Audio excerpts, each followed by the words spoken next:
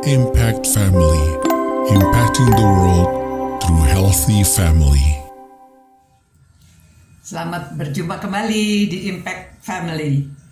Saudara-saudara, kita beberapa waktu yang lalu belajar dari Amsal pasal 3 yang mengatakan jangan bosan memikirkan peringatan dari Tuhan.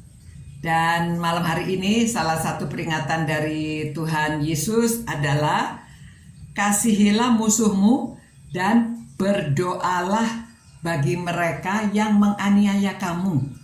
Malah kita suruh mendoakan. Ajaran Tuhan Yesus itu memang tidak sama dengan ajaran orang lain ya. Masa musuh kita doakan? Disuruh kita mengasihi musuh. Agak sulit ya. Tetapi kita bisa karena bersama dengan Tuhan Yesus dan ada Roh Kudus yang memimpin kita. Nah saudara, mengapa kita harus mengasihi musuh kita dan mendoakan dia? Tuhan Yesus memberi beberapa alasan. Nanti saudara membaca ayat-ayat berikutnya dari Matius pasal 5 ayat 44 dan seterusnya. Alasannya demikian. Karena Allah Bapa memberi matahari dan hujan bagi orang yang baik dan orang yang jahat. Yang kedua, anak Tuhan tidak sama dengan orang lain. Yang orang lain pasti membenci musuhnya. Jadi kita anak Tuhan, kita harus berbeda. Yang ketiga, jika kita hanya baik kepada orang yang baik kepada kita, lalu apa kelebihan kita? Ya. Jadi anak Tuhan harus tampil beda.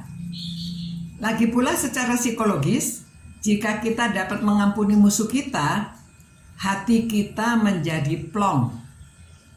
Memang tidak mudah mengampuni orang, tetapi kita perlu memiliki jiwa yang besar. Kita mau taat pada ajaran Tuhan. Kita mau bebas dari stres. Orang yang membenci, punya hati benci itu ada kepahitan dan bawaannya ingin marah tanpa sebab karena ada rasa dengki di dalam hati. Nah, kalau kita menyimpan marah sampai matahari terbenam, nah itu dosa juga ya. Dan yang keempat, kita minta pimpinan Roh Kudus supaya kita dapat mengampuni orang yang bersalah kepada kita. Dan dengan mendoakan dia, sebutlah namanya di dalam doa kita.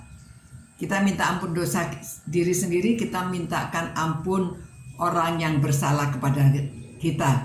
Supaya kita bisa memiliki hati yang bebas, yang sukacita. Bisa memiliki hati yang damai sejahtera. Nah, dengan demikian akan timbul rasa kasih. Itulah buah roh, ya. Jadi jika kita mau diri kita diampuni, prinsipnya yang diberi oleh Tuhan Yesus, kita juga harus bisa mengampuni orang yang bersalah kepada kita. Ya, jadi kita terbebas dari kepahitan.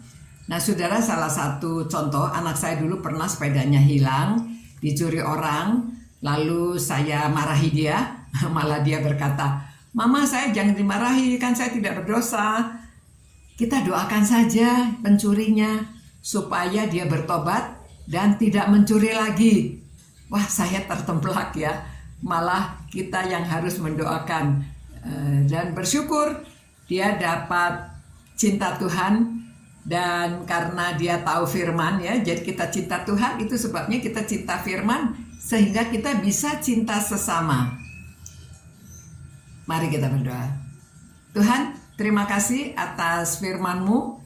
Tolonglah supaya kami dapat mencintai musuh dan mendoakan mereka. Tolong kami supaya kami menjadi anak-anak Tuhan yang taat akan ajaran Tuhan. Terima kasih, dalam nama Tuhan Yesus kami berdoa. Amin. Selamat malam. Sampai berjumpa pula besok malam. Tuhan berkati saudara-saudara. Impact Family, impacting the world through healthy family.